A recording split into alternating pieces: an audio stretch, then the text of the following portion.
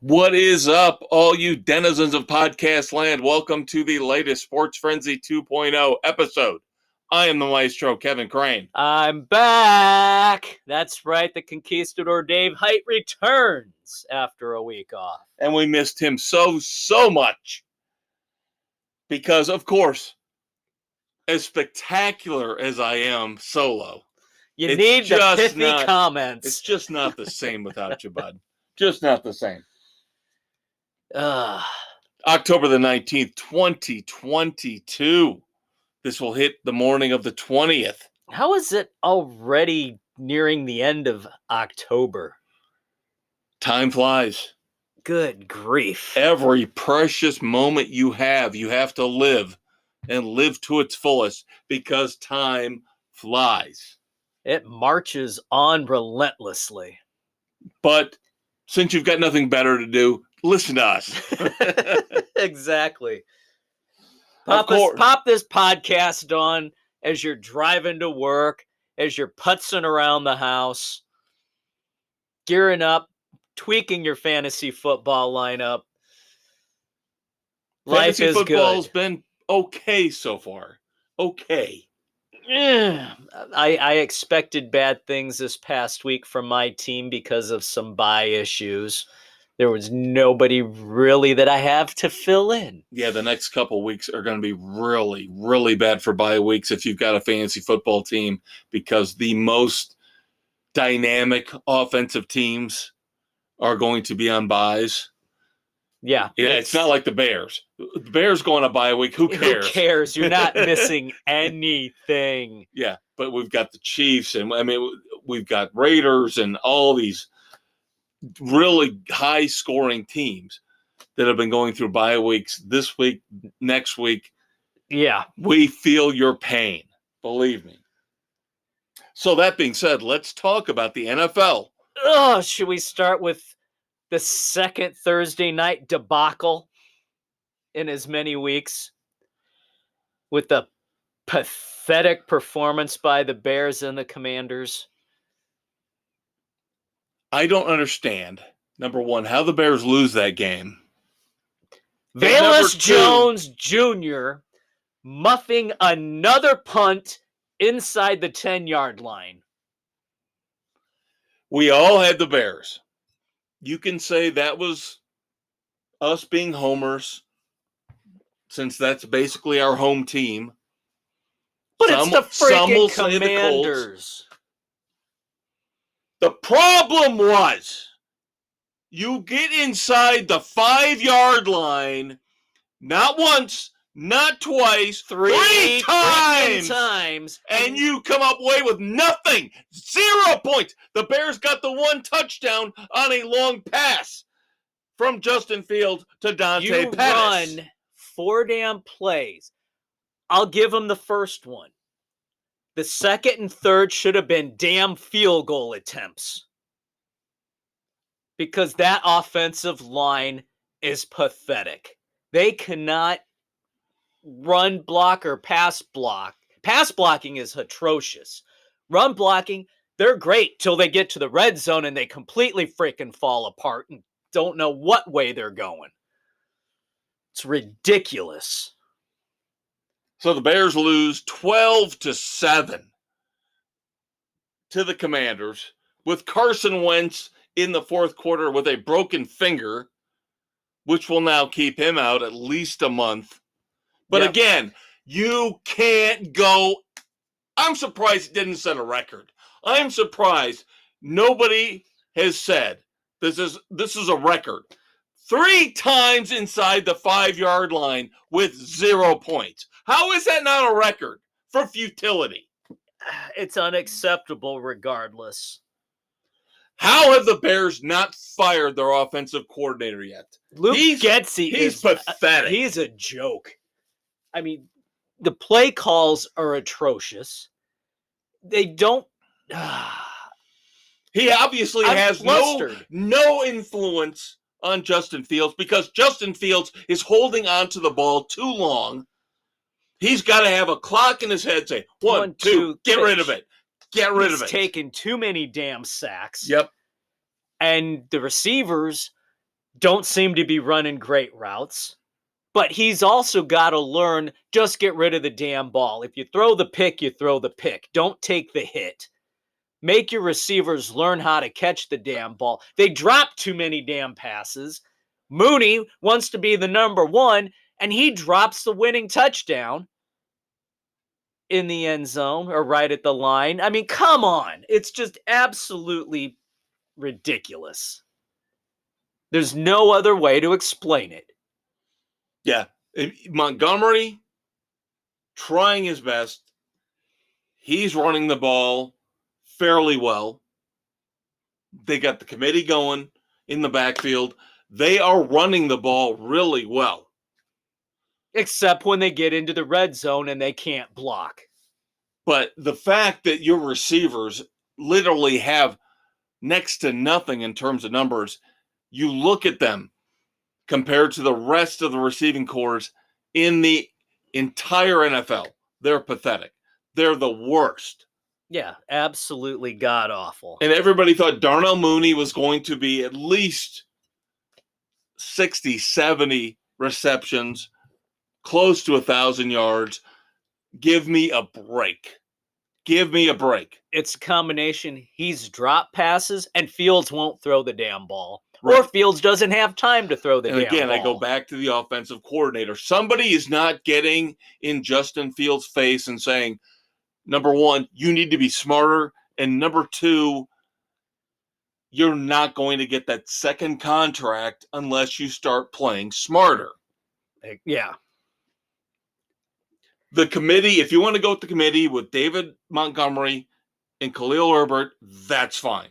They work well together. Yeah, you want to go balance is couple okay. on, couple off, that's fine. I don't like it. I've never liked it on any team anywhere. You pick one main back and you spell him from time to time. Right. And you don't play this third down back. You don't play this, we're going to use somebody else inside the red zone. No, you stick with one guy because that's what your offensive line needs to be prepped for and be consistently blocking for the way one guy runs. Could we be talking about a team like the New York Giants? I think we are. Saquon Barkley back, healthy, and guess what they're doing? They're riding his ass to a 4-1 record right now, last time I checked. Yep. 5-1. 5-1. 5-1. Ball control.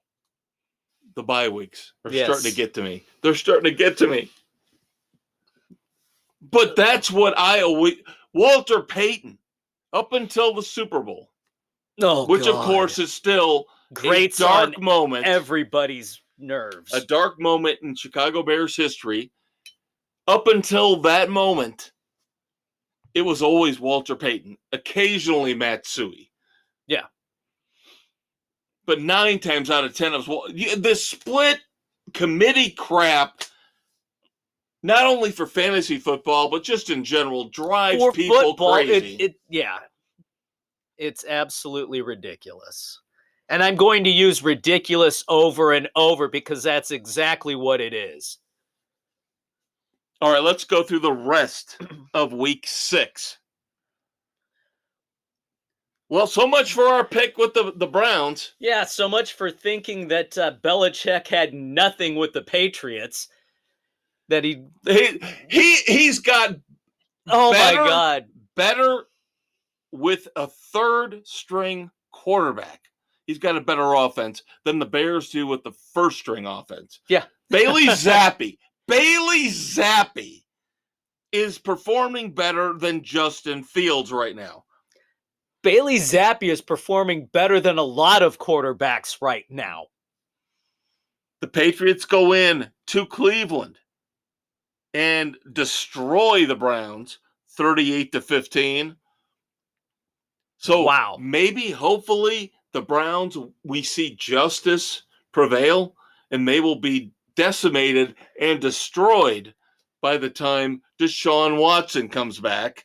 Yeah. Oh, and we got more news on him later on, too, after we get through these. Yeah. Not the fact that he's back at practice. No. But other news. All right. The Jets The New York Jets. Go into Good for the Lambeau. Jets. Go green. Go green. Oh my God, that was beautiful to see Aaron Rodgers completely losing his shit on the sideline and looking like a pathetic dope on the field. We've talked about this and we've talked about this. These quarterbacks had better get used to it. It's coming for Patrick Mahomes. It's coming in another year or two for Josh Allen. Yep. When you want 40, 45, $50 million a year. As a quarterback, when you're taking up a quarter of the salary cap, you're not going to have anybody to throw to. You're not going to have anybody to block, to defend you, to keep the defensive line from beating the shit out of you. Yep. And that's what we're seeing a lot of this year. That seems to be the prevalent theme this year. Yeah, that's the big trend. These teams cannot block. No. A lot of the defensive linemen are just blasting through down after down after down. And what is that saying about the offensive linemen coming out of college? Well, again, something else you and I have talked about in the past. It's not a glamour position. Who wants to be one of those guys in the trenches? Who wants to be the center or the guard or the tackle? Because you're not getting the accolades. You're not getting the fame, the fortune, the press that the quarterback and the wide receivers, the great and glorious wide receivers, the prima donnas, the prima donna, egomaniac wide receivers. Who wants to take all that punishment and get none of the credit? Just saying. I know you need to start paying your offensive line, because without that, your prima donna receivers and your multi-million-dollar quarterbacks are worthless. We talked about it a couple of weeks ago with the Rams. We talked about the fact that how far the Rams have fallen this year because they lost a 40-year-old left tackle in Andrew Whitworth. Yep. A 40-year-old left tackle retires, and it decimates the defending, reigning Super Bowl champions. Yeah. It's amazing, isn't it? How you can't do this. We're trying to do serious football talk here, and you slip a Carling's Black Label in front of me. You can't do that. I just did. You're getting close to being low. Oh, look at that. So beautiful. So beautiful. Brought back from a trip to Frankenmuth, Michigan, where they still can get it. Because that's all we do here, kids. We talk sports and we drink beer. But that's not fair. What's also not fair is how the Jaguars tricked us. They had that 2 or 3 week run where they looked really good. And now they've fallen up. Now it looks like Urban Meyer's back. Now it looks like the same team at this point last year. Yeah, where they just can't get out of their own way. Where's the great Doug Peterson? Here's the thing. Trevor Lawrence runs for 2 touchdowns, throws for 2 touchdowns, misses 2 passes, Dave. 2 passes. And they lose to the Colts. How is that possible? Because how is that possible? Defense disappeared. Their defense could not stop the Colts. The Colts, who have been inept on offense. Almost no as inept. Jonathan. 3rd string running back. Yeah. Tears up the Jaguars. Yeah. I can't figure it out. How does Trevor Lawrence still look good? But the team overall is so bad. It comes down to poor defense. They can't figure out who the running back is. Is it ATN? Is it Robinson? Or what? Who's the Christian Kirk? Marvin Jones? Who's the receiver? It's the same bullshit they went through last year with Urban Meyer. Yeah. Now, maybe Peterson's still trying to figure out what the hell he has. I would have thought training camp would have been enough. By now in the games, he should have made a decision. I think what happened was the Eagles game.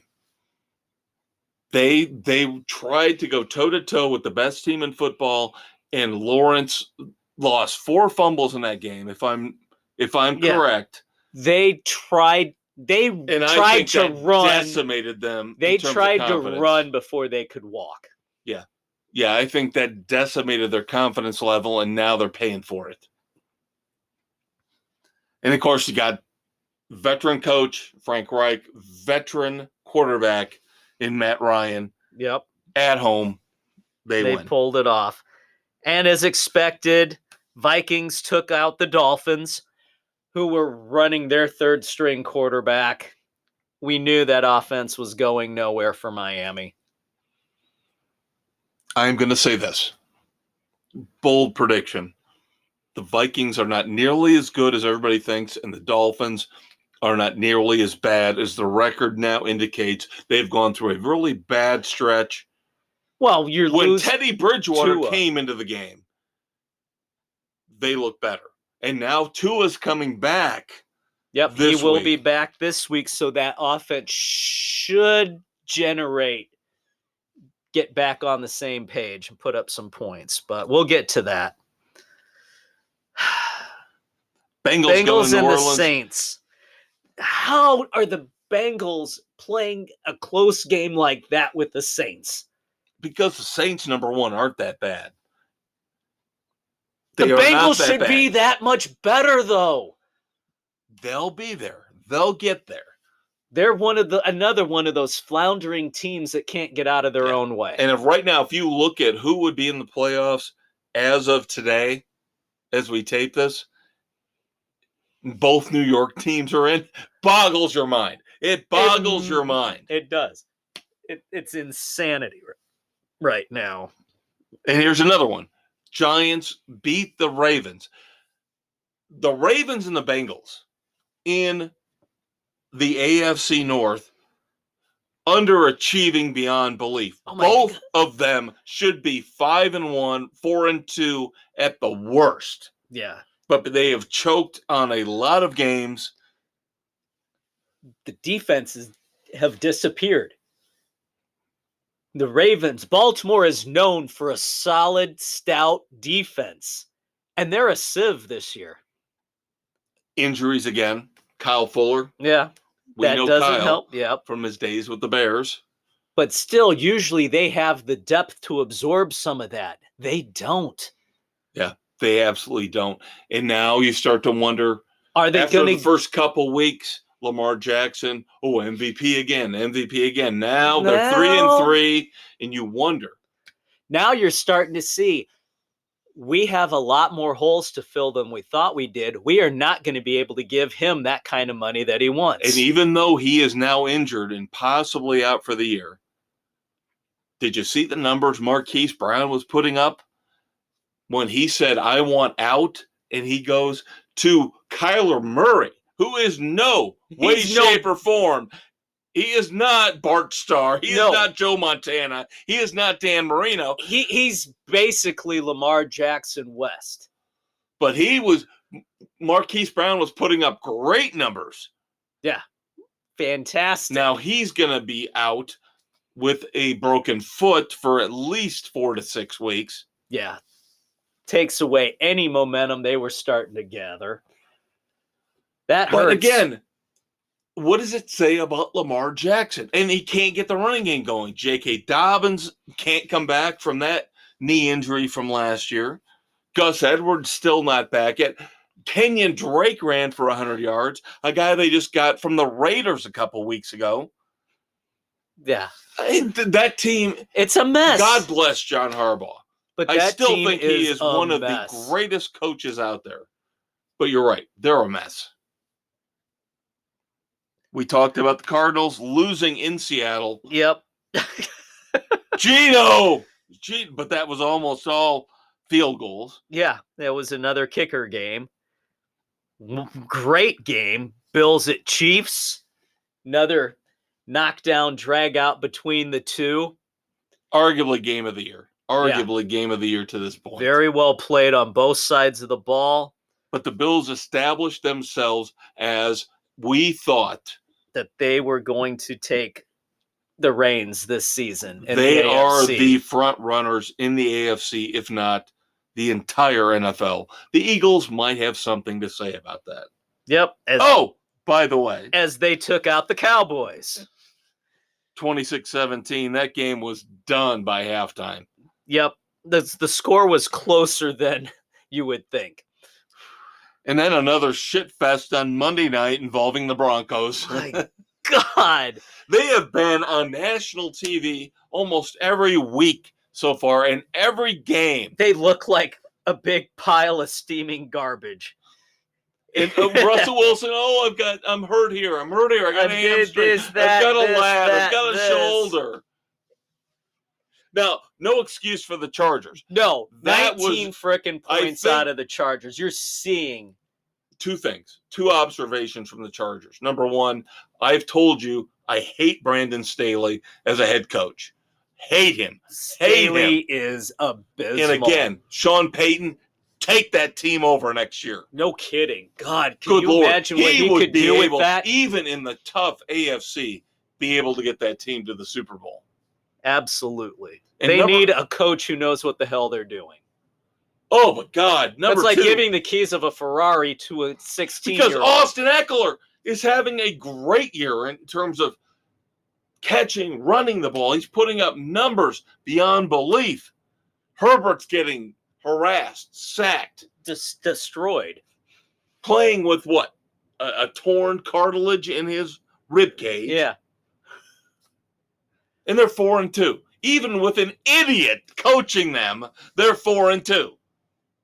Amazing, isn't it? Yeah. Believe me, we know what it's like to have an idiot coaching, but our team's 2-4. Yeah. So there you go.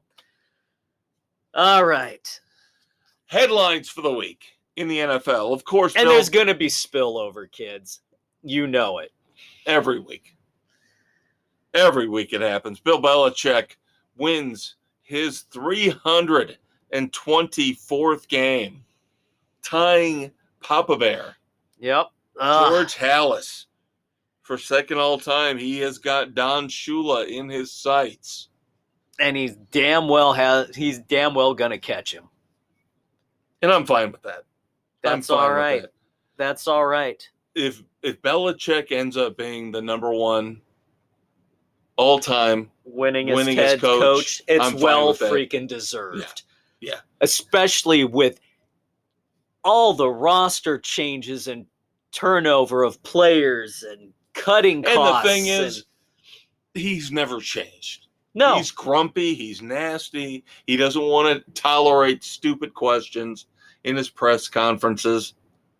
He is who he is. And this year, again, he's got his third string quarterback out there. And I'm thinking he's looking at it right now, probably sitting there in Foxborough going, should I trade Mac Jones? I like this Bailey Zappi Why kid. not?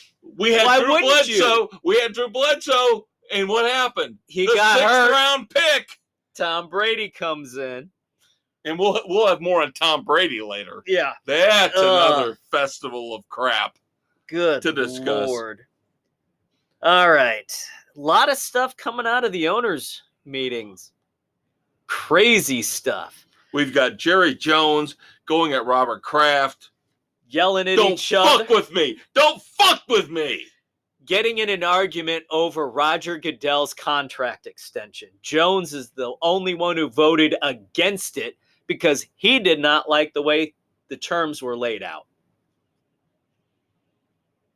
Probably the only sane one in there trying to get things. Did you really just imply that Jerry Jones was sane?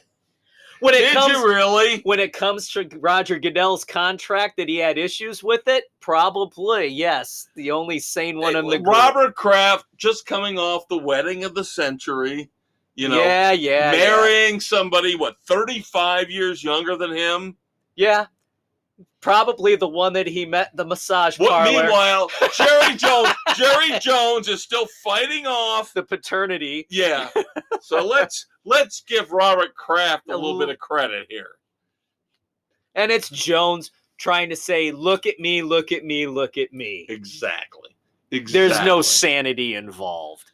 But then we've got the Colts owner, Jim Irsay, publicly coming out and saying that the owners, yeah, there's a possibility that they could vote Dan Snyder out if the investigation warrants it. There is quote unquote merit to the charges.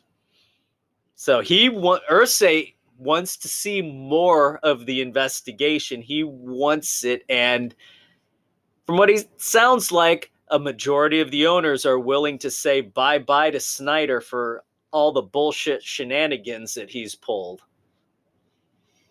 I'm fine with that, but I want the owners to decide. I do not want this to turn into the NBA, right? Where the players get some kind of say in this. No, because once we go down that road, you're going to destroy the NFL. Yeah. Now you've got more trouble with the Commanders with Snyder. They're saying that his lawyers got to use the NFL investigation to get a list of everyone who testified against him to turn over to their investigators to start harassing them. If that's true, shame on the NFL for allowing them to get a hold of that, because they promised these people anonymity to come forward to tell the truth. Wait. What happened to that with Chucky? Yeah. With John Gruden? Yeah, gee, amazing, isn't it? No anonymity there. They threw him under the bus real quick. And they protected everybody else in that email chain. Yeah, the NFL has a lot of problems, kids. And it's starting to smolder. It's going to get ugly. We mentioned Deshaun Watson earlier. Yep. Another woman came forward claiming abuse by him, pressured into performing oral sex. What pisses me off is the judge court ordered her to use her real name to be added on.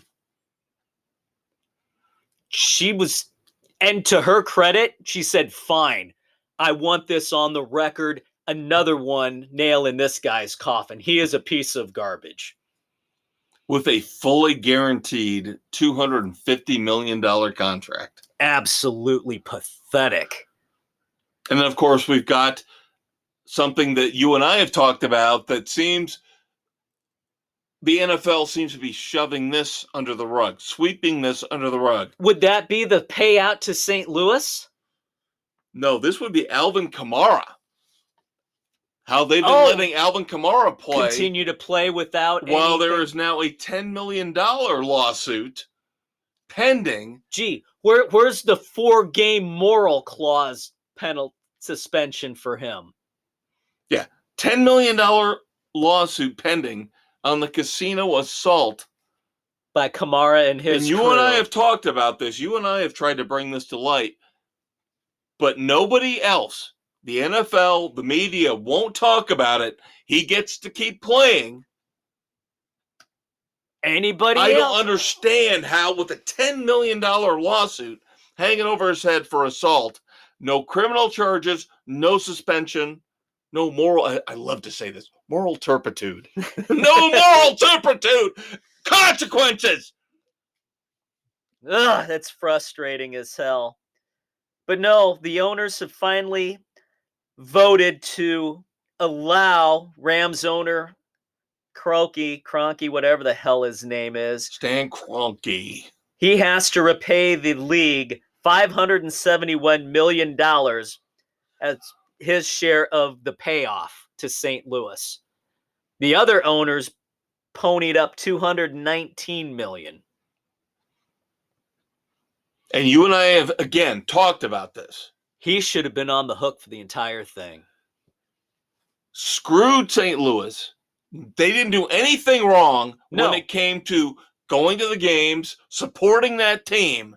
And now you've got two teams in LA, and we all know how loyal, quote unquote, the LA fan base is. Yeah, that's why you see half the crowd in the opposing team's colors. All right, as Dave said, it's NFL season, so that means spillage. More stuff, picks coming up. Hang out, kids. We'll be right back. This episode of Sports Frenzy 2.0 is brought to you by the Bills Mafia Marital Aid Company, because when you are down and out, we'll bring you back up and in the game. Sports Frenzy 2.0 on Spotify, Anchor, Google, Radio Public, Pocket Cast, Breaker, Apple, Overcast, Castbox, and Stitcher. All right, kids, segment 2 of Sports Frenzy 2.0 here, October 19th. This will hit on Thursday, October 20th, 2022 on Spotify, Anchor, Google, Radio Public, Pocket Cast, Amazon, Audible, Apple, Overcast, Castbox, and Stitcher! I'm the Conquistador, Dave Height. I'm the maestro, Kevin Crane. And as promised, NFL spillover. You're used to it by now. We just can't talk about the NFL in 30 minutes. We need more time. We've got a couple more headlines to discuss before we get into our picks for Week 7. All right. The Panthers, a mess beyond belief. Obviously, the worst team in the NFL. They fired their head coach, Matt Rule, and now, because he got in the face of his wide receivers coach, Robbie Anderson, out of town, traded to the Arizona Cardinals, who have their own problems because Marquise Brown, who we talked about earlier, Yep. was having the good life, getting away from Lamar Jackson in Baltimore. Yep. Now broke his foot. So they needed a wide out. They've got DeAndre Hopkins coming back off suspension. But you just wonder. What the DeAndre hell? Hopkins pretty much has not played football in almost 2 years. Yeah. And even when the last time he was playing, he really wasn't playing. And now Robbie Anderson comes into a new system. So you wonder how they're going to react with a quarterback who's really, in my opinion, not playing all that well, despite the fact they gave him $200 million goddamn dollars. Which was absolutely a joke. Everybody knows he is not worth that kind of money. TV. I don't hate this idea. 2023, we are going to have a Black Friday NFL game. The NFL has decided we're going to get in on Black Friday. Why not? Now, Dave and I, of course, will not be able to watch that game because we will be getting ready for our family reunion watching Jackal. That's right. But it's interesting. It's going to be on Amazon. It's going to be one of those Amazon. Is it going to rotate teams, or are they going to theme Black Friday by having the Raiders play? I think it's going to be rotating. But I do have a dumbass coming up later on that ties into this. And I think the NFL is going a bit too far with how they're doing all this. Let's put games here and put them on this platform. I think we finally hit. We are jumping the shark? Yes. I don't have a problem with the Black Friday game. But don't put it on another damn streaming service. It's fine if you're going to Amazon. They've already got the Thursday, so you push it one day back to Friday. Okay. But I think we're going too far, and we'll get to that later. Now, the Titans, I don't know why one of the few cities that actually has decent weather throughout the year. But the Titans, rumors are not confirmed, but close. The Titans are getting a $2.2 billion dome stadium in Nashville. Why, you might ask? Again, I say weather should be good there. They want a Super Bowl. They want a Super Bowl. They want a Super Bowl. Everybody wants a Super Bowl. So, of course, they're going to screw the taxpayers. Again. From what I've seen, the taxpayers will have to pay a little bit of the bill, not the full thing. But again, I'm sorry, if the teams and the NFL want these state-of-the-art dome stadiums, they are the ones that should be ponying up for all of the construction costs. They're getting enough damn TV money. They can build a stadium a year. and of course, the NFL's flush with money. So any of these teams, honestly, any of these teams that decide we want a new stadium, they can pretty much snap their fingers, except for the Bears, who somehow can figure out a way to make it a complete and total clusterfuck. That's the McCaskey family for you. They have no freaking clue what the hell they're doing. We'll see a Super Bowl in Chicago in 2120. Maybe.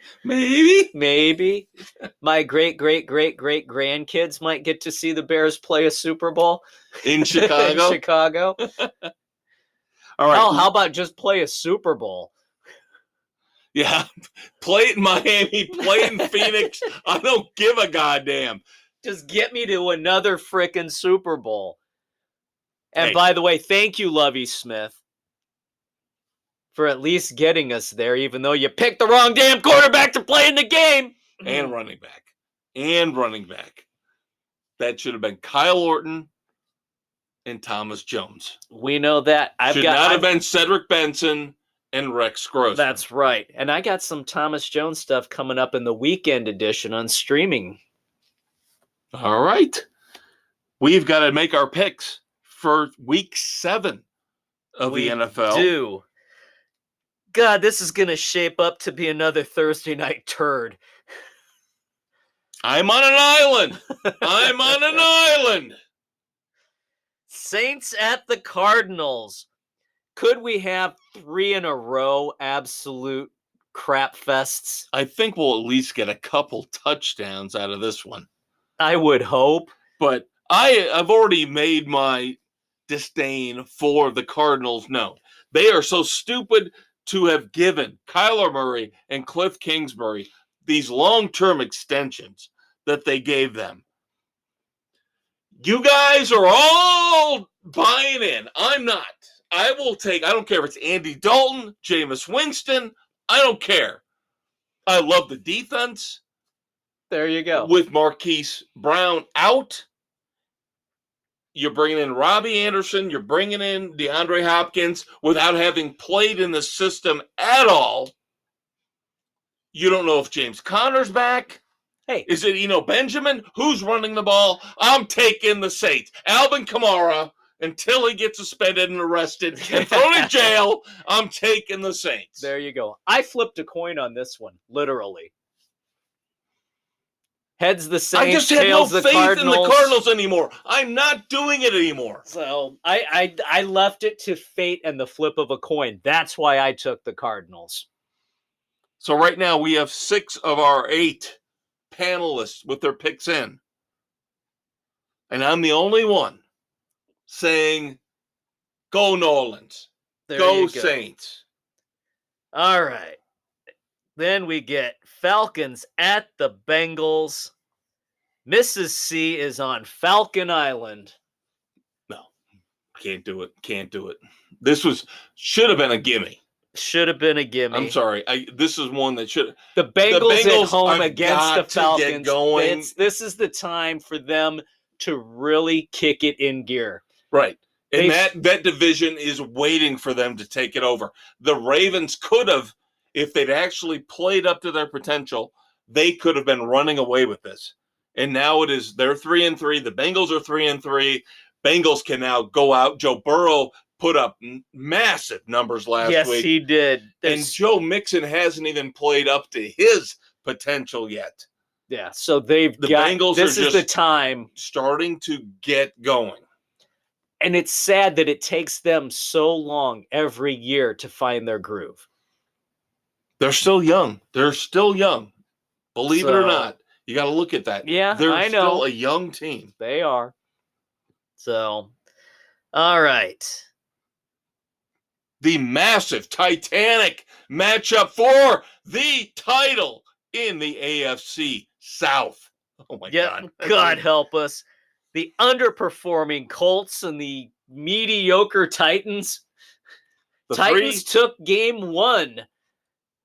The 3-2-1 Colts playing the 3-2 Titans. I don't know what to make of the Colts. I mean, Matt Ryan's trying his best. I don't know if it's him. I don't know if it's the offensive line. We've talked about the underperforming offensive line with the Colts. I don't know. Everywhere. I haven't seen anything from the Titans this year. Somehow they're still 3-2. I give credit to Mike Vrabel. I think he's one of the best coaches in the league. Yep. The way the Titans kind of took care of business in the first game, they're at home this time around. I got to take the Titans. As does everybody else, with the exception of the Big Blue W. He is on Colt Island right now with two other picks to come. Yeah, Titans get a week off. Colts had a rough game against the Jaguars.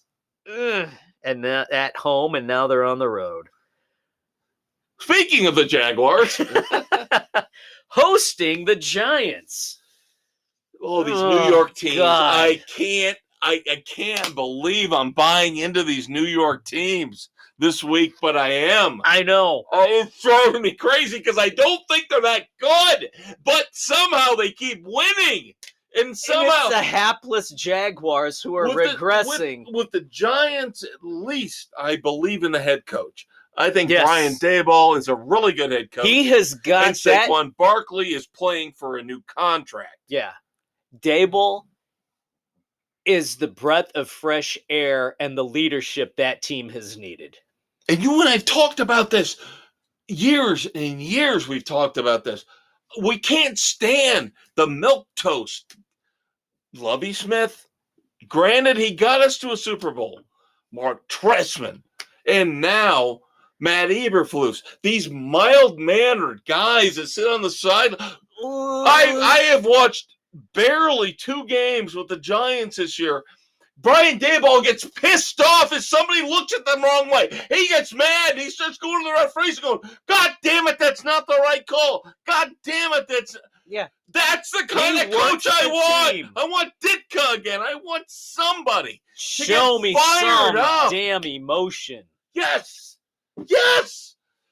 So for that reason and that reason alone, I will take the Giants. I don't know what Doug Peterson's doing. Maybe he needs another year to figure out what he's doing with the Jaguars. But come on.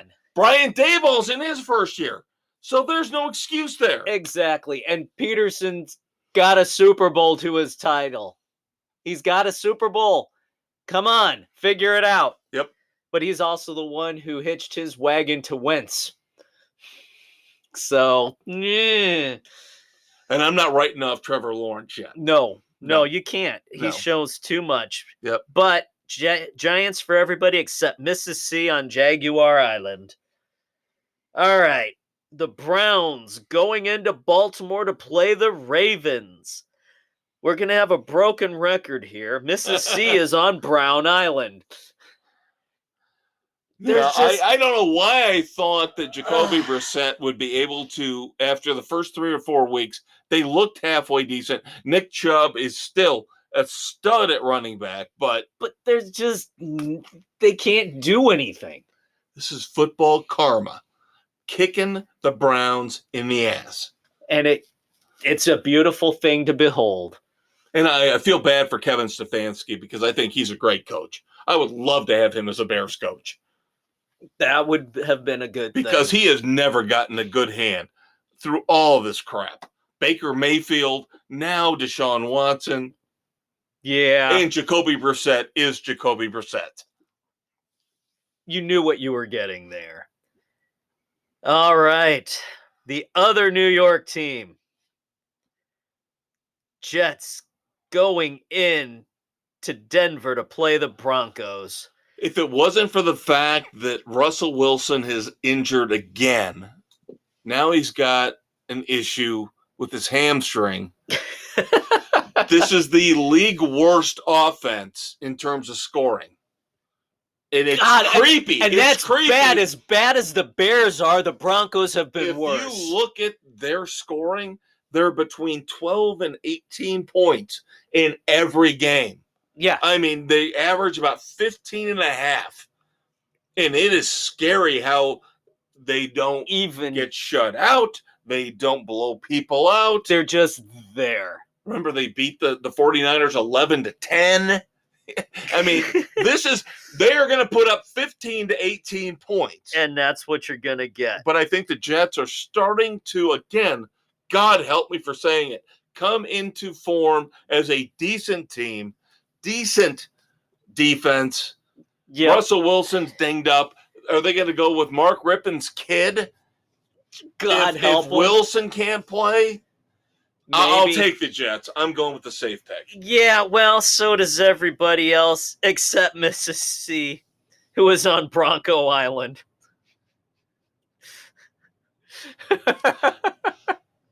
Seahawks at Chargers. I'm hearing that Mrs. C plane coming over the sea, and I feel bad. This is one of those years where she's just gonna, it's gonna be crash and burn. Yep. But it's unanimous with everybody so far. Chargers.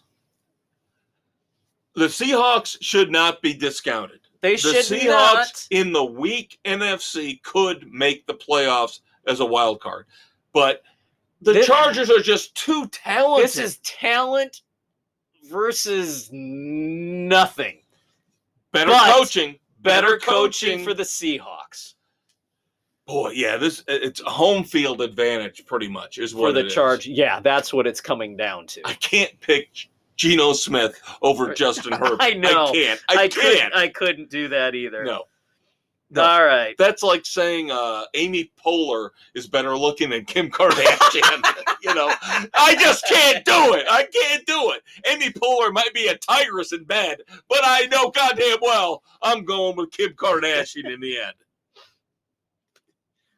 I don't know where I came up with that analogy, but it just felt good. It just felt good. It felt right.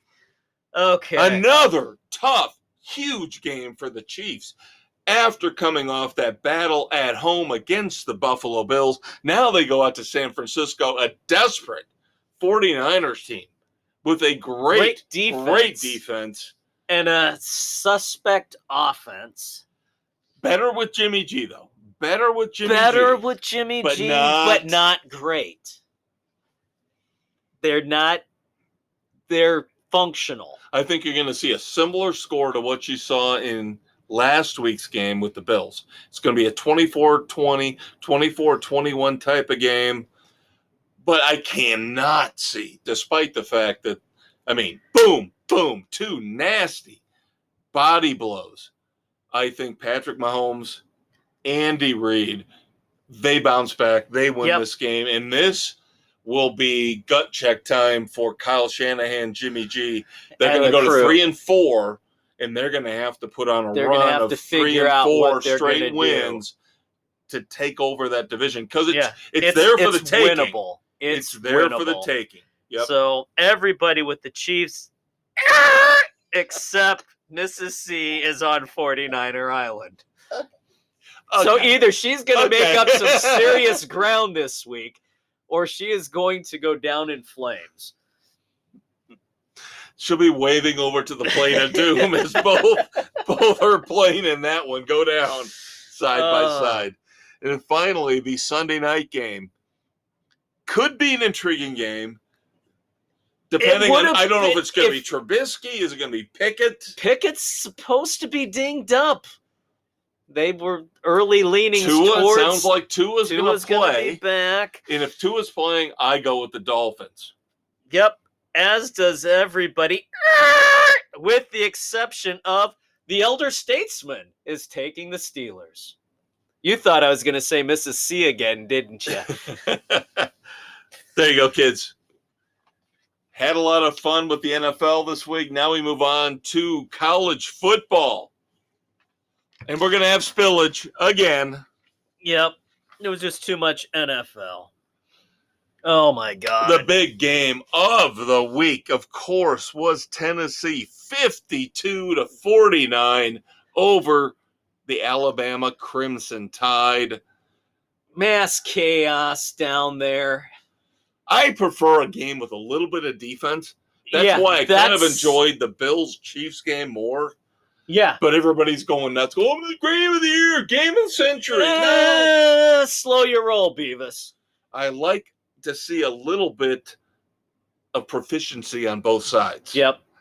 So I can say this was a great game because nobody could stop anybody for the most part. No, it was just a track meet for the most part.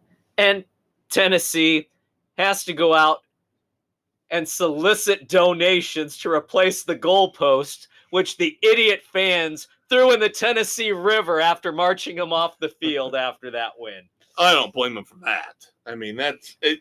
You don't throw them in the river. You know you got a game the next week. Come on. I have no problem with it. No problem with it at all. Go Vols. At least they didn't burn the city down. Yeah. We'll give them credit there. I thought Michigan looked really good against Penn State. Michigan looked really damn good. Didn't help them out a lot in the polls, of course, because Tennessee jumped them.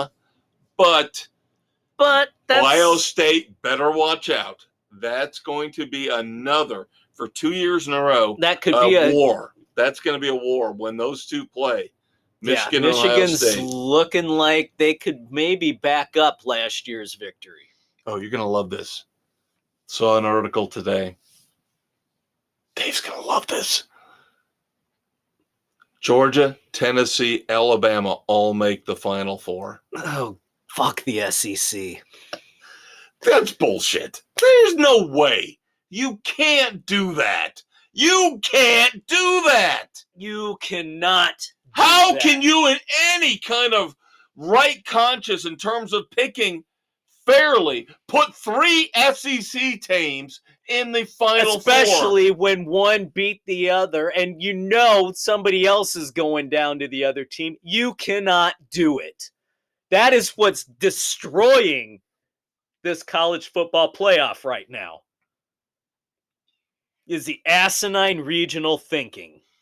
Oh, and by the way, Texas and Oklahoma not getting out early.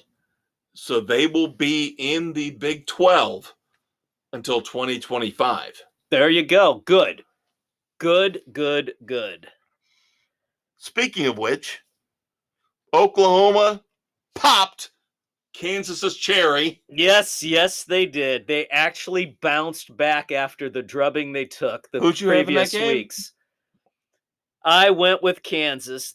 Didn't think Oklahoma had the cojones to get back up off the turf. I felt good about that one. Yeah, I'm sure you did. You got me back on the next one, though. Illinois. Yep. Illinois beat Minnesota, so you got me back on that. Yeah, well, you got me on too many other games, so. TCU. Our two boys. Here's what I wanted to talk about. Our two guys, year in and year out. The men we love in terms of coaches. The 40, 50-year-old man and the pirate fucked us this week. This is what they do. Both of them at the same goddamn week. You call it every year. I give you credit. You call it. You say, do not have faith in them, Kev. You tell me. You preach to me. You say, do not have faith. They will fuck us over at some point. But we always buy in. And of course, they're 4-0, 5-0, 6-0. And we think, they're going to make that run. No, this is the game they should win, and they fucking let us down every damn time. TCU beats Oklahoma State in 2 overtimes, 43-40. And of course, Kentucky again, Jim Calipari says we're a basketball school, and I buy into it, and they beat Mike Leach and Mississippi State 27-17. So our boys fucked us this week. Double fuck. Ass and mouth. Ass and mouth. God damn it! Spit roasted us, damn it! God! Spit roasted by Leach and Gundy. And I love them both. I do. They're so fun to listen to in press conferences. But God and bless America. They're in that second tier. And you just always want them to get up to that first tier and have that level of success that Nick Saban and Dabo Swinney and Kirby Smart have, but they never can get there, and this is why. Again, they did it to us. Ugh. USC chokes the bit. Ugh. I did not have faith in Utah. Nope. And it was a frickin' 1-point game. 43-42. Utah beat USC. Again, USC does it to you too. Clemson holds on. Beats Florida State. That's closer than it should have been. In Tallahassee. It hurt them because they dropped from 4 to 5. Yep. And then fuck Florida. Syracuse. Where the hell? How is Syracuse doing this? I don't know. Syracuse beats number 15 North Carolina State 24-9. And a couple weeks down the road, your beloved Fighting Irish are going to lose. Have to go up to the Northeast to play Syracuse. Yep. And Notre Dame's got a lot of problems. After they just lost to a really kind of underachieving Stanford team. That was like watching the Bears and the Commanders play again. Neither team looked good. Yeah, it was 16-14. Yeah. I mean, it was just a god-awful game. I don't know what Tommy Rees is calling for offense, but they just looked absolutely pathetic. Again, they're going one-dimensional. They're not using any other receivers. They're just trying to get to Michael Mayer. Dave, the weekend edition's coming up with Michael Myers. That's Myers. Sorry. That's all right. It's October. A little it's Halloween. I got preview there confused. for you.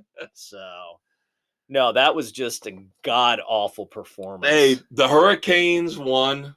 They beat Vatech, so now both of our teams suck. 3-3, wallowed in mediocrity. You know, I bring it up.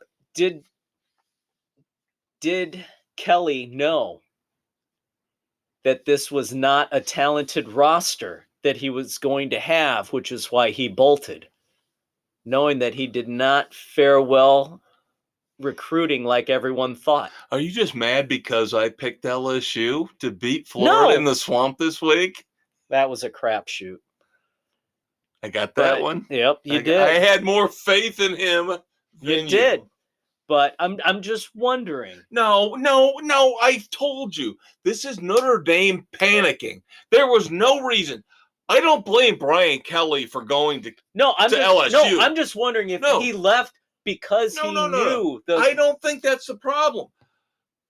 Brian Kelly took the better job. I don't think he left Notre Dame because he saw trouble on the horizon. I think he took the better job. I think Notre Dame's problem is their AD, panicked. Jack Swarbrick, again panicking, didn't wait to see who else would have been out there to take the job. He said, "Oh no, we can't let Marcus Freeman go. Oh God, if we let Marcus Freeman go, he's gonna go win 5 national titles, and he's gonna go to the NFL and win 7 Super Bowls. Oh my God, give him a 10-year deal like Charlie Weiss." Oh wait, that didn't work out. Yeah. So that's your problem. It's not Brian Kelly saw a bad roster. I don't think that's it. I think Jack Swarbrick is a shitty athletic director who panics instead of realizing that maybe open it up and actually do some due This diligence. is a top 15, top 10 program in the nation. We can bring in Iowa State's head coach. We can bring in somebody from the Pac-12. Why do you settle for Marcus Freeman just because he was a good athletic or a good defensive coordinator under Brian Kelly? We got to wrap this up with spillage, NASCAR, and baseball. Again, you let the players dictate in that regard, and it's biting them. Are you having trouble falling asleep behind the wheel of your expensive SUV? Are you finding difficulty in avoiding golf clubs thrown at you by your angry wife as you pull out of the driveway? Sign up today for the Tiger Woods Driving School, sponsored by Sports Frenzy 2.0. We'll show you how to text ladies of the night while still driving effectively in the wee hours of the morning. We'll also teach you how to ditch a suspicious backpack when you end up driving into a ditch. Check out Sports Frenzy 2.0 on Spotify, Google, Radio Public, Pocket Cast, wherever you listen to your favorite podcasts, for updates on our latest classes, including how to curse and swear in front of uptight golf fans and their children and still be adored by millions. The Tiger Woods Driving School. It's great. Sports Frenzy 2.0, taping here on October the 19th, 2022. I am the maestro, Kevin Crane. I am the conquistador, Dave Height. We've got to wrap up. We've got spillage. College football spillage this time. So we have got to tell you our picks for week 8 of the NCAA football season. Yep. Another basketball matchup. Kansas at Baylor. Yep. So one team overperforming in terms of football. One team probably underperforming. Yep. Kansas overperforming, Baylor underperforming. But at home, we've got Baylor picks across the board till we get to Aaron is on Kansas Island. Yeah, we've got 6 of our 8 panelists. You thought I was going to say Mississippi again, didn't you? Number 21, Cincinnati at SMU. Cincinnati across the board. Yeah, SMU seems to crap the field. Oh, wait, no, that's just their mascot. Look it up on YouTube, kids. West Virginia at Texas Tech. One of those fun middle tier Big 12 games with high scoring, potent offenses and no defenses. Yeah, home game, Texas Tech for everybody except Mississippi. Yep, Mississippi is on West Virginia Island. All right, big matchup in the Big 12. Texas at Oklahoma State. I'm subjecting myself to Gundy again in the bounce back game. He's got to win a big game, and this is a big game. He betrayed me. The mullet betrayed me.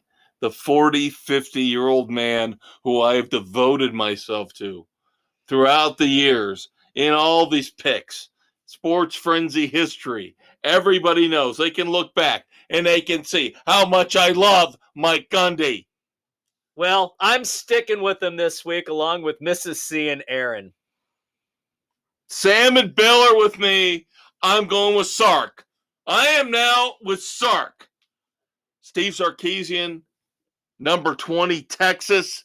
I think they go in. They beat Oklahoma State, reeling after that pathetic loss last week. Bounce back game. We'll see. All right.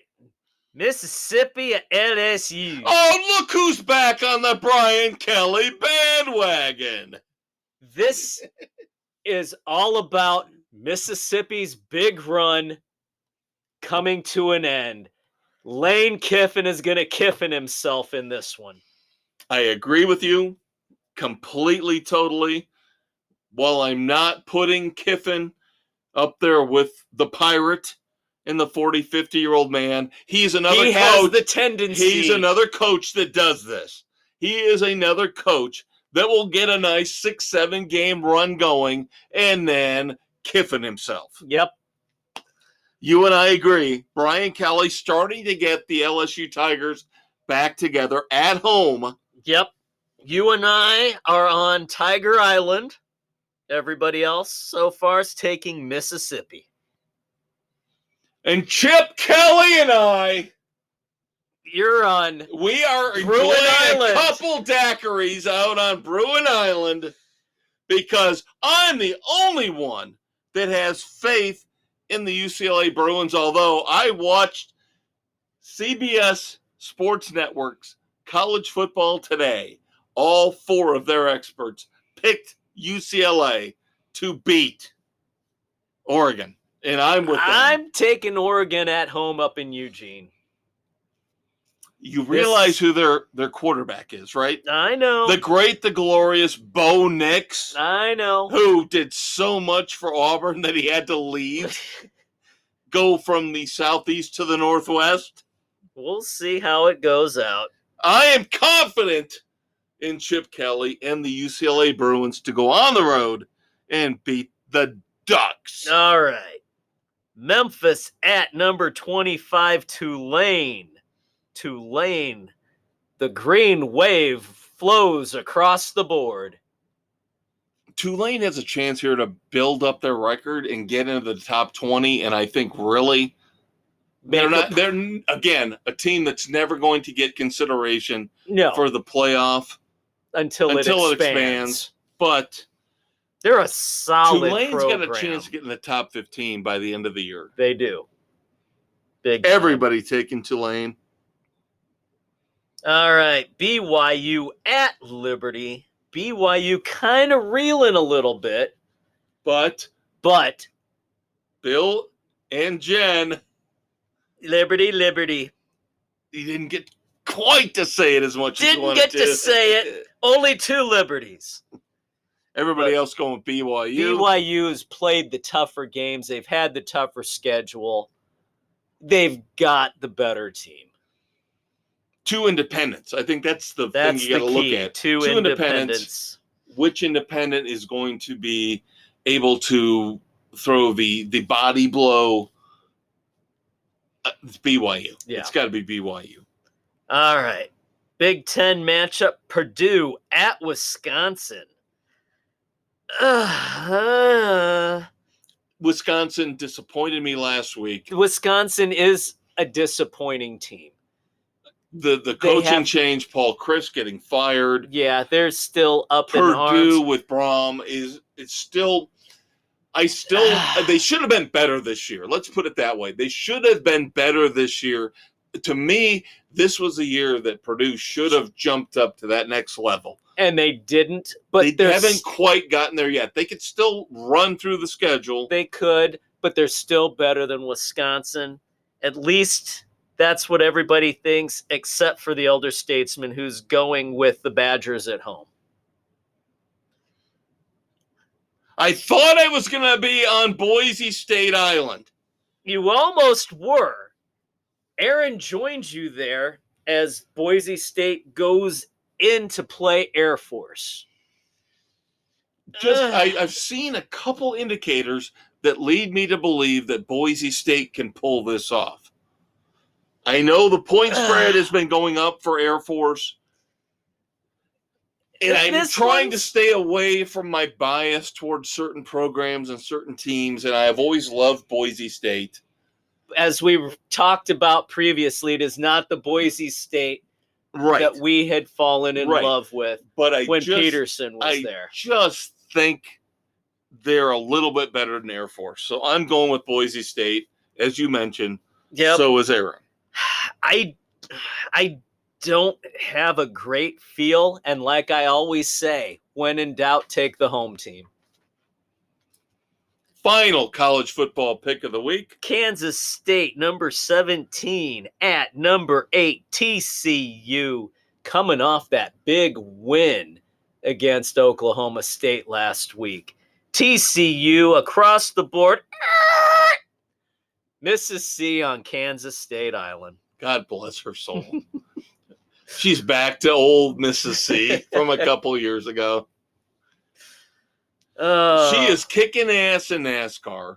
She's done very well in baseball this year. She's leading fantasy football. Yep, she's trying to repeat in fantasy football, but yeah, the football picks, she is all or nothing with the football picks. Yep. All right, and who knows what can happen. It's been a weird, wild year. Yep. Well, yeah, as the trash-talking Big Blue W likes to say. Yeah. Oh, the Maestro's got a 9-game lead, but he choked a 10-game lead years ago. That's fine! How's that banner of shame tasting year after year, Bill? How's it taste? Did you like my reaction email? Yeah, I did. Damn! As Kevin said, I got you an early Christmas present. A frame for the banner of shame since it's going to be with you for a while. It's easy for me to say that because I just kicked his ass in fantasy football this past week. So, but Bill he struggles. And the thing is, God bless him. He runs Sports Frenzy West, and he has put fantasy football in Sports Frenzy West competition. Yeah. But I just hope he's doing better. He does better over there. Maybe he put it in because he thought he was taking advantage of those guys. It ain't working here in the East. Let me tell you that. Oh. All right. We got to move on to baseball. Yep. Of course, we've got to wrap up the ALCS, the NLCS, and now the ALDS and the NLDS. Of course, the Phillies 3-1 over the Braves, the Padres 3-1 over the Dodgers. Shocking to me. It is, but it shouldn't be, because how many 100+ win teams have failed to make it? The Dodgers don't shock me because I've said year after year, Dave Roberts is the most overrated piece of crap manager. The Indians lost. We move over just for a sec to compare and contrast to the American League. They just lost last night, 3-2. The Yankees move on to the ALCS. Yep. Terry Francona has one of the lowest payrolls in baseball. One of the youngest teams, a team that nobody expected to have finished above third Dave in the division. Roberts can't, with one of the highest payroll teams, year after year after year, can't win but one short season, COVID season World Series championship. Yep. And it's amazing to me how Dodgers fans don't revolt against this guy. I mean, this is like back when the Yankees didn't like Joe Girardi. Yeah, when he was getting them in to the playoffs, but he couldn't get them just over that hump. Next hump. They revolted. They got rid of him. And they bring LA's fine with Rob. It's the laid-back West Coast. Let me ask you this. Honestly, is he one of the top 5 managers in baseball? Oh, hell no. I was going to say, not even close. Not even close. Hell no. Not even close. No. Yet he has got one of the top 2 or 3 payrolls in baseball. He, again, won one shortened season championship. Yep. And the Padres, as much as I admire the fact they tried to stock up, beef up that team, trading for Juan Soto, Brandon Drury, bringing in all these guys at the trade deadline. And Bob Melvin is a good manager. He's not great. Right. They beat him. They beat the Dodgers. Now, right now, it looks like the Phillies are going to kick their ass. They're up 1-0. Yep. You know what? They're playing right now in game 2. Here, as we go, let's give you an update. Of course. Because on the other side, keep going while I The bring this Astros, up. great story there for the Mariners. Good to see them get back into the playoffs for the first time in 20 years. But the Astros, in my opinion, by far the best team out there. Hands down. 3-0 sweep in the ALDS. Yep. So now in the AL side, we get the Titanic matchup we were hoping for. Yep, the Yankees and the Astros. Now, of course, because of rain delays, the Yankees have to go from winning the ALCS, ALDS to the ALCS. One game, winning last night on Tuesday. Now they have to play tonight in Houston. And it is the bottom of the fifth. Houston at bat. It is a 1-1 game. And the NL side, San Diego ties the series 1 apiece with an 8-5 win over the Phils. There we go. There's your breaking news. Two different, contrasting situations. You got the top two teams in the AL playing it for the World Series in the ALCS. 1 seed, 2 seed. Yep. Astros, Yankees. On the flip side, baseball purists are losing their minds because the 5th seed and the 6th seed are playing out to see who goes to the World Series. And you know what? I love that part. I hate the chalk. I love 5 and 6 having a shot. I'm fine with it too. All you have to do is get in. Get into the playoffs and frickin' anything can happen. Again, if baseball is going to let teams like the Dodgers, teams like the Yankees, spend all that Toronto Blue Jays, money for spend no all that reason. money, and they get beat in the playoffs, why are we supposed to shed a tear? Why are we supposed to care? Because we don't care about most of those teams anyway. Let's be honest. Padres, Phillies, massive payrolls anyway. Massive payrolls anyway. Yeah.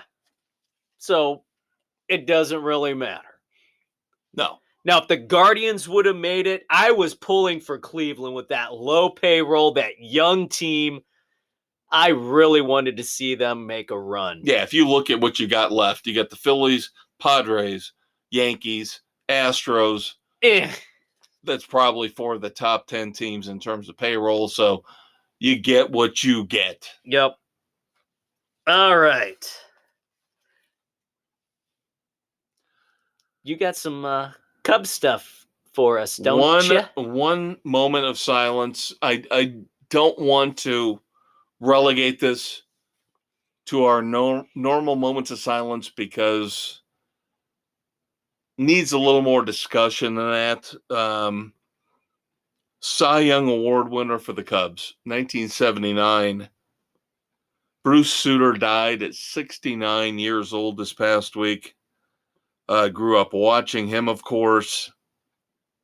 One of the great first Cubs I ever watched.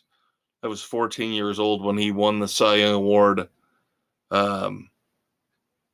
I always have fond memories of that era of the Cubs. They sucked. They did. They were not good. But those players, I cared about those players. I love those players. Off. Yeah, and it's completely different from what you see now.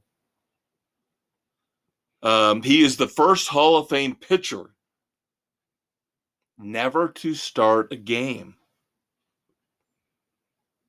He was the first one to ever get in the Hall of Fame who had never started a game. Of course, now we've seen more relievers get in, but he was the first. He was the first to get in. The trendsetter that he was. Bruce Sutter, of course, one of my top 5 or 6 Cubs of all time. Can't say it didn't hurt a little bit to hear he passed away, especially as young as he was. 69 years old. So that means you got me for another 10 years before I pass. Right around the same time as Bruce Sutter. World-class athlete like him dying at 69. Cancer he was battling. I know.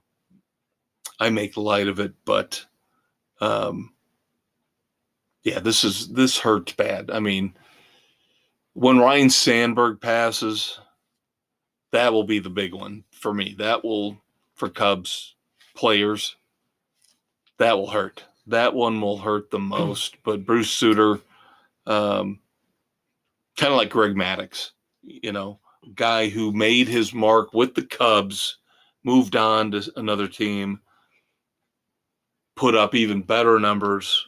Yeah. He's still a Cub to me. So there you go. Thoughts and prayers to the family and friends of Bruce Sutter. The Blackhawks have started.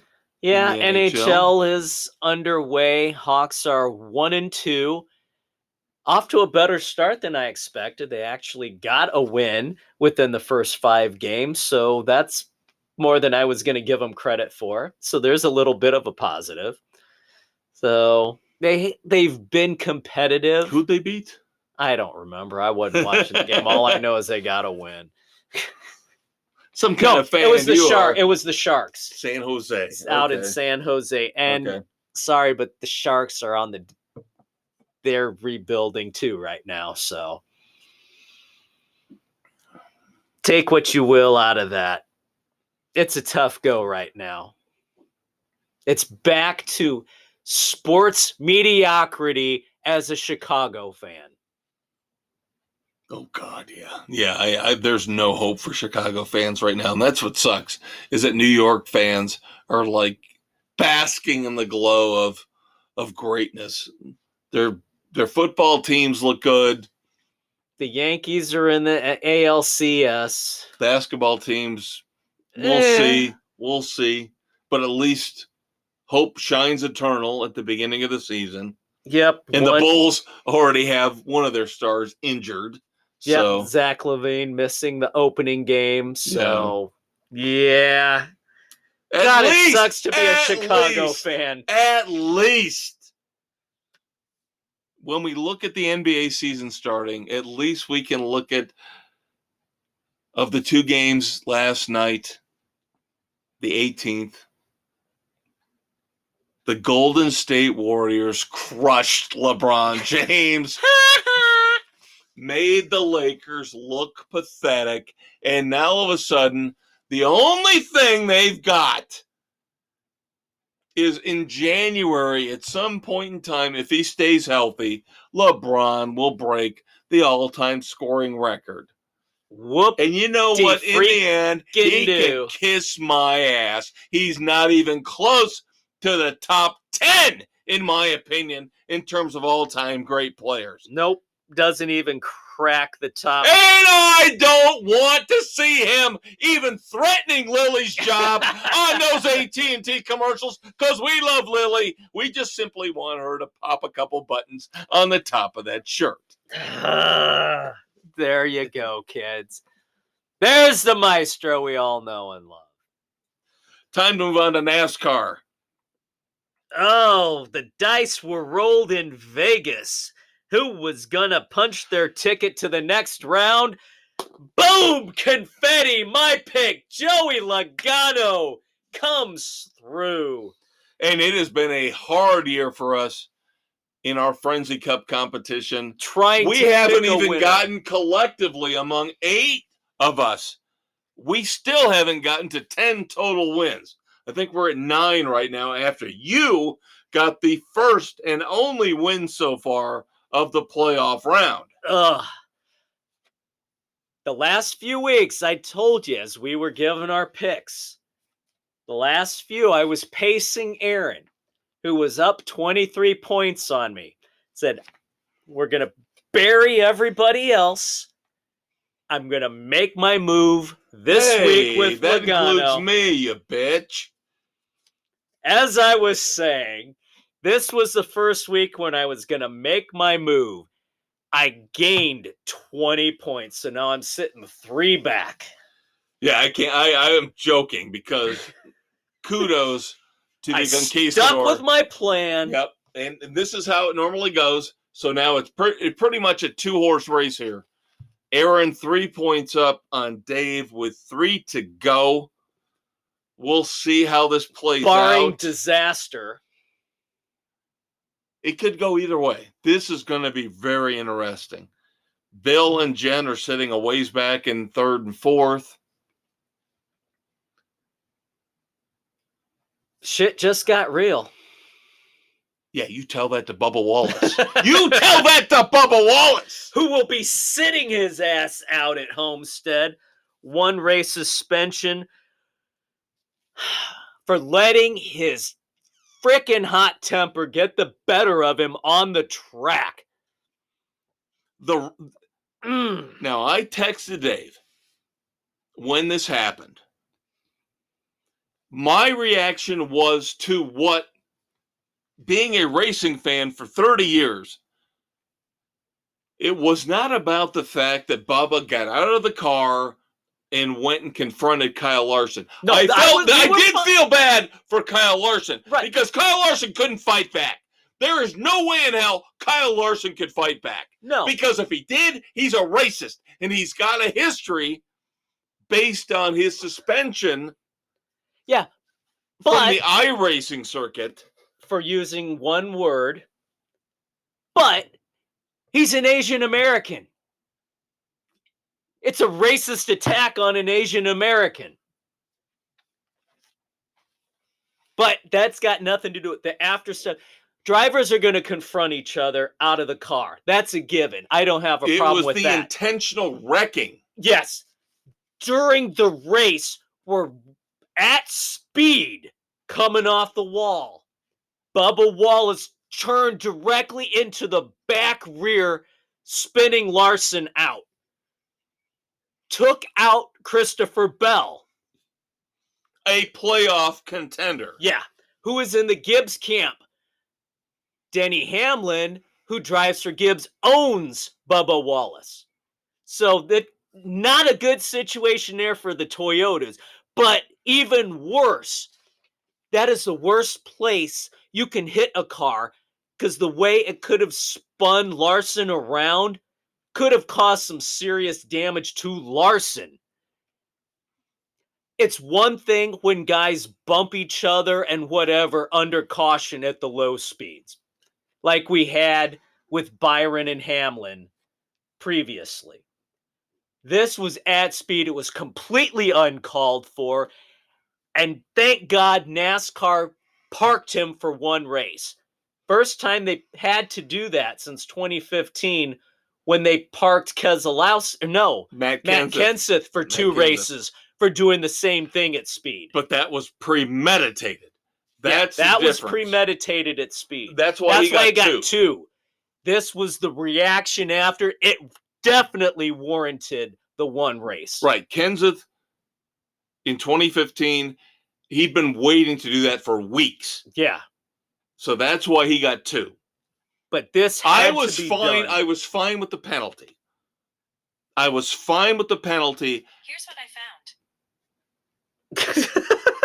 What, Siri just found something for me to back up my point? Yes. No. Number one, everybody knows I can't stand Bubba Wallace. And don't call it racist. Bubba Wallace is just a petulant little bitch. From his fake noose accusation that has never been proven to be anything other than a pull down on a garage door, to this kind of crap.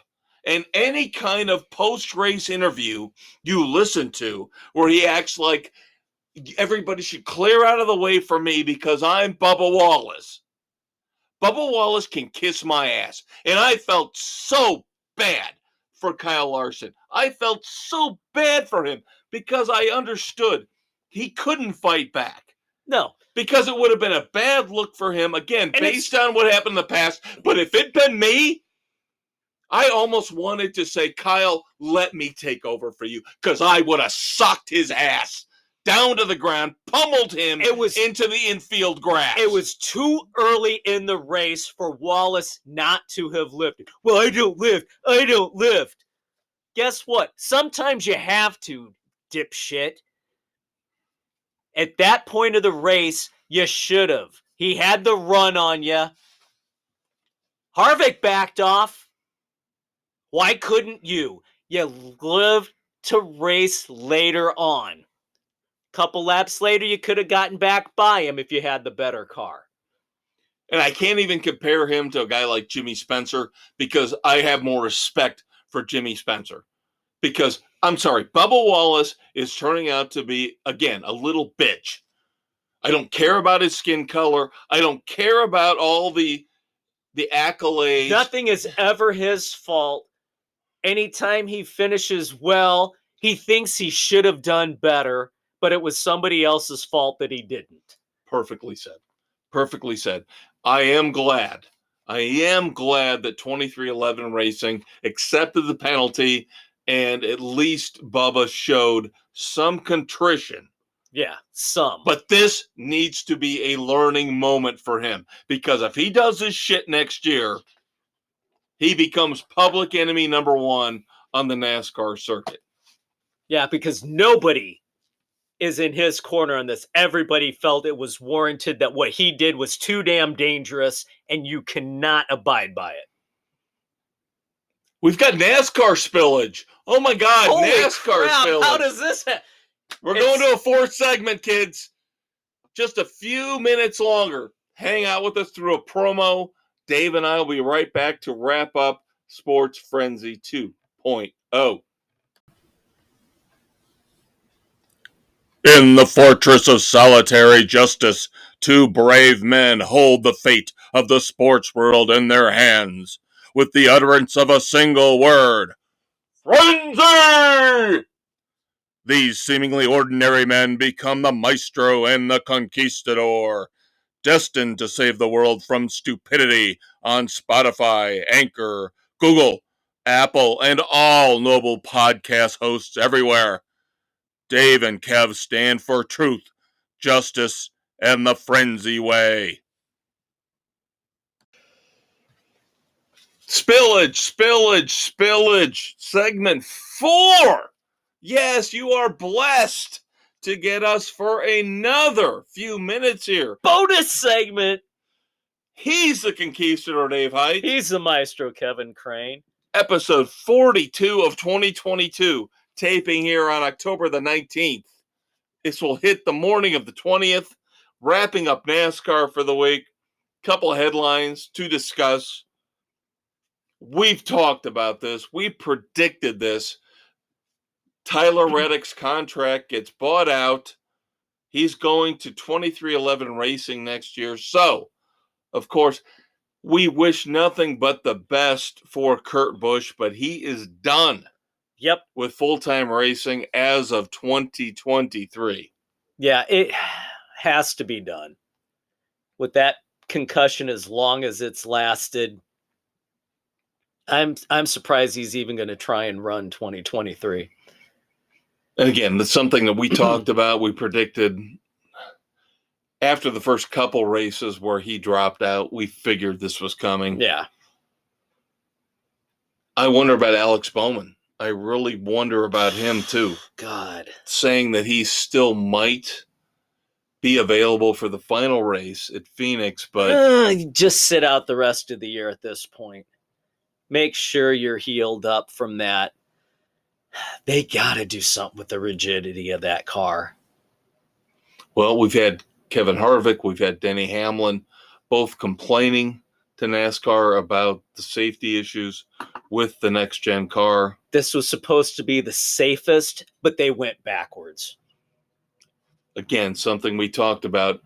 It seems like they were more concerned about saving money than anything else. Yep. Huh. Gee. Sounds like the NFL, doesn't it? Now, an interesting development that we've heard in the last couple days. A wet weather package for short tracks in 2023. NASCAR feels that there have been too many short track races delayed due to weather.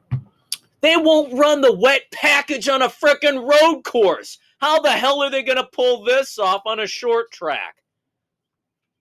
Yeah, Dave and I complained about that a few months ago.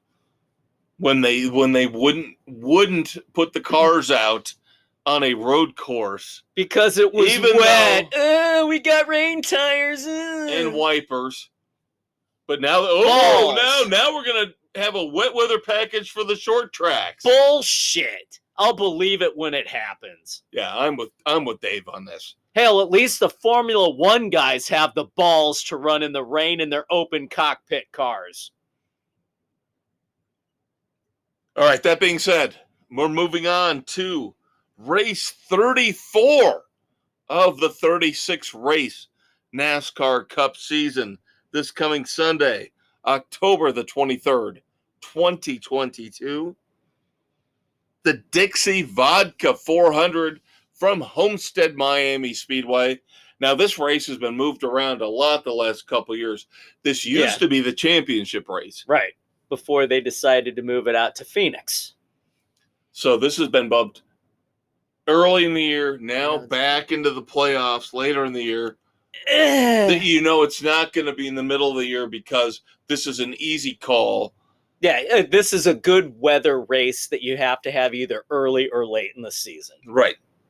So stats on this race are skewed, in my opinion. Oh, they're all over the frickin' board. If you look at the stats, you can't rely on them. Number one, next-gen car.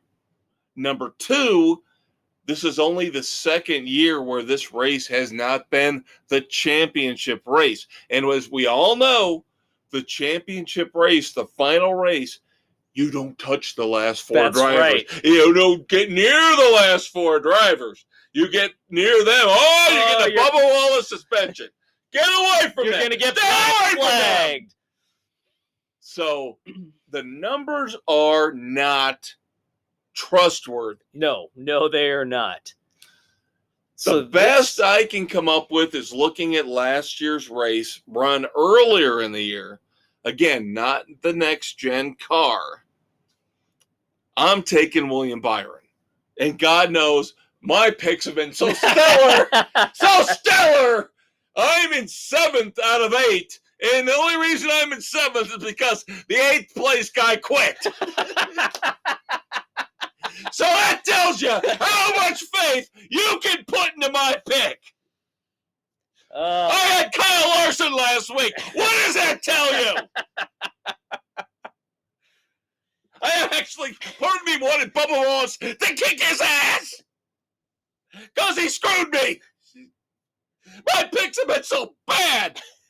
How bad have they been? I'm doing a Rodney Dangerfield there. How bad are they? If I had a tie, I'd be pulling on it. Let me tell you how bad my picks are. All right. Give the leader pick next. Aaron is taking Martin Truex Jr., who has not run bad, but he is completely out of the playoff chase. So, not been running great this year at all. What? You sound a little prejudiced, a little biased. Why is that? Because I'm going with Ross Chastain, baby. Which, of course, I think is a great pick compared to that. Because, of course, you're taking a playoff driver who's taking a playoff driver who pushing for points. Needs the points to try and advance. Right. So, I do like that pick. I like Doug's pick. Doug is taking Tyler Reddick. Tyler Reddick, I'll give that kid credit. He is and I will give Childress Racing credit. They're racing their asses off, even though they're not in contention. They're going for the wins. Yes. I give them a ton of... This is what I want to see.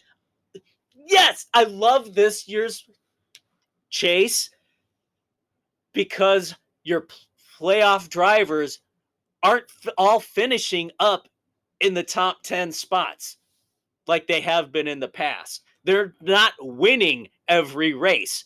You're seeing everybody else pushing it, going for the wins, as it frickin' should be. I just love what Tyler Reddick is doing this year. I hate the fact he's going to be paired with Bubba Wallace next year. I know. But hopefully Kurt Busch hangs around Trackhouse Racing next year, kind of nurtures, is a mentor to Tyler Reddick, get him even over. He's been great this year. He's been fantastic. I'm telling you, the kid is a good if he driver. can get that extra little kick, that extra little push from a guy like Kurt Busch, who's won the title before. Yeah. Tyler Reddick could win the title here next year or the year after. Watch out for Look Reddick. what he's doing with a team, an owner that he's not going to be with next year. Yeah. Hey, Kyle Busch, how about that? How about you show up for Gibbs?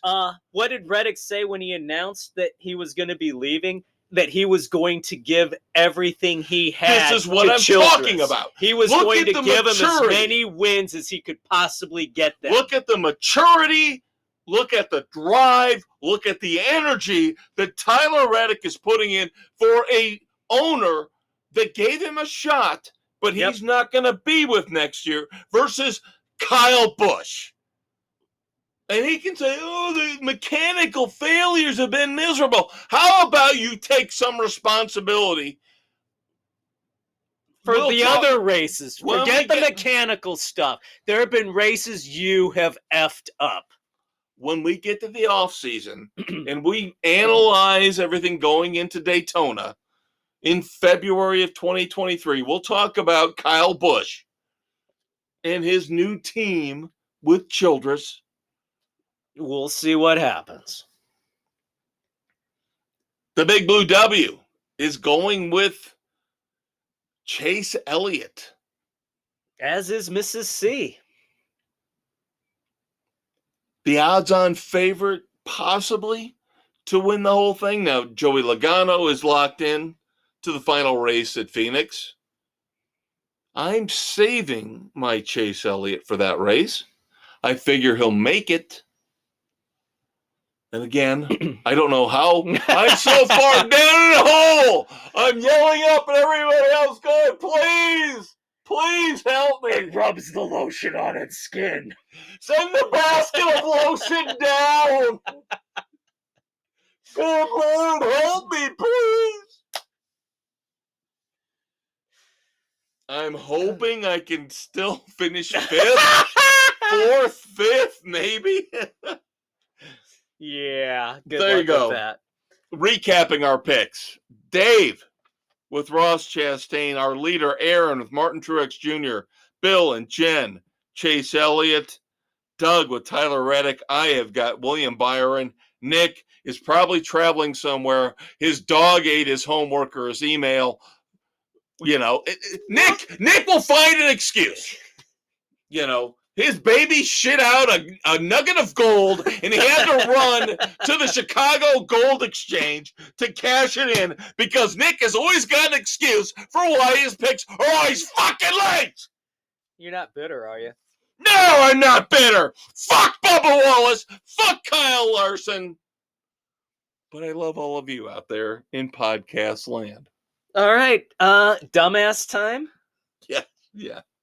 That would be good. That would be good. Let sanity prevail. What are you saying, Dave? Are you saying I'm not sane? Are you saying I'm a little cuckoo for Cocoa Puffs? I'm just trying to bring you down a notch. Oh, yeah, and dumbasses are really going to settle me down. I'm just happy there are no moments of silence. Again, outside of Bruce Sutter. Yep.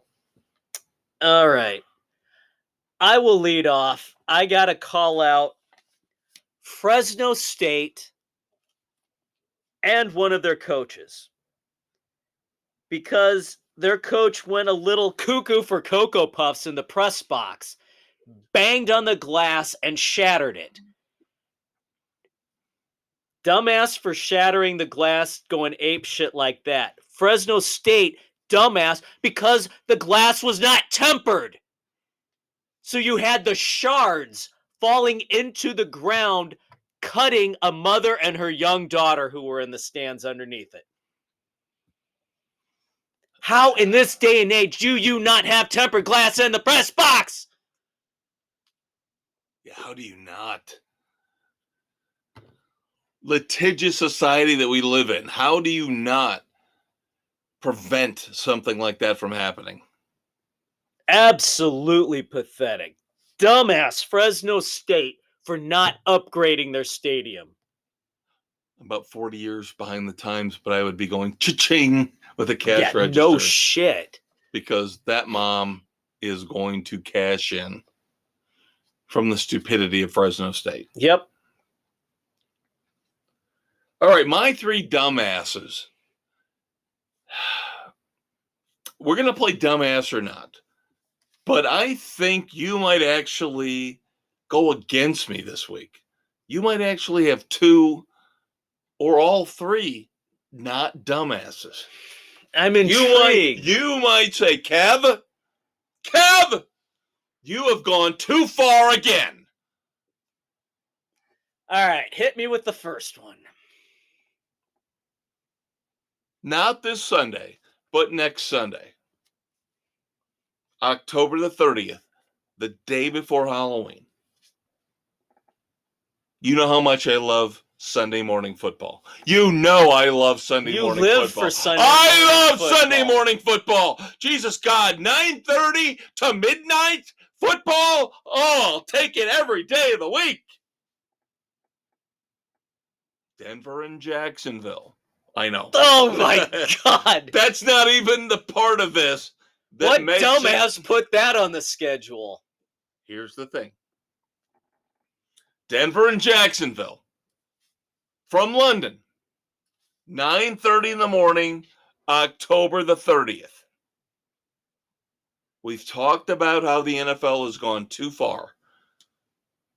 Now, most people have Amazon, right? So I didn't get all upset, all nuts. I don't know if I would go most. Let's put it this way.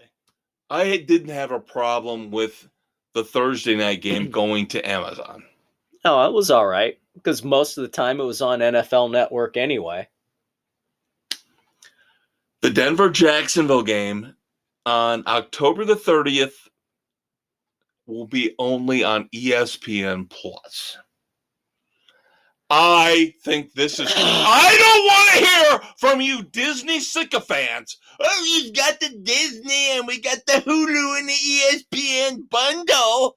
Kiss my ass. This is too much. This is too much. That's going way too damn far. I remember the they had streaming shit has got to end, especially on Sundays.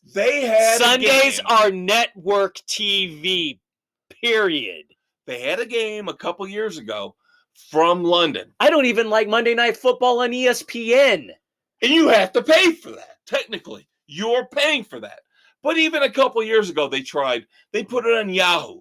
But that was fine. It was free. All you had to do was get the Yahoo app.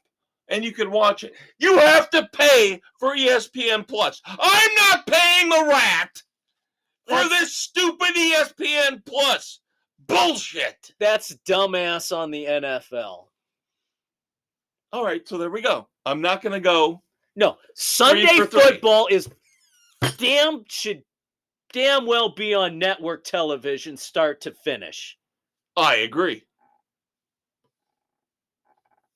There you go, kids. I've already won. Number 2. Former NFL player Quentin Hines had a brief little stint, I believe, with the Patriots. He's got a startup league.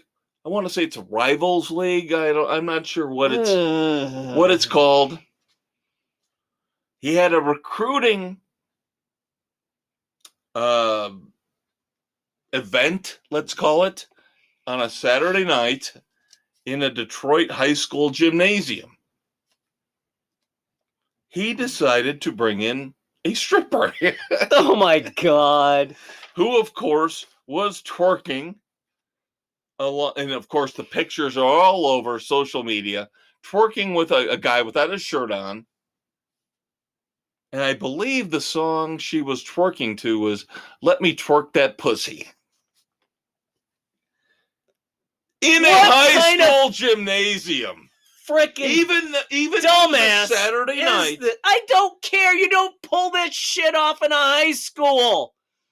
Of course. Absolutely stupid. Everybody associated with the high school, the school system. Up in arms. Up in arms. Oh, we can't believe this happened. We will have to be more rigid in our Why were you review. letting this asshat have an event like this anyway at a high school? And of course, Quentin Hines says, well, it wasn't a stripper. It was just a woman who didn't have a lot of clothes on at the time. What a great excuse. It wasn't a stripper. It was just a woman who didn't have a lot of clothes on at the time the pictures were taken. That has dumbass written all over it. See here, I thought I was gonna no, go, that's freaking I'm stupid. 2 for 3 right now. That's freaking stupid. That's beyond stupid. All right, so I think I'm thinking I'm pretty confident. I'm gonna go 3 for 3. Cleveland's Josh Naylor. Oh God. His team is losing. Are we doing the rocking the baby because he hit a home run? Fucking Josh Naylor hits a home run off of Garrett Cole, even though it doesn't help his team in terms of tying or putting his team ahead. Rounding first base, doing this rocking the baby crap. Complete dumbass. Where somehow this means I'm your daddy.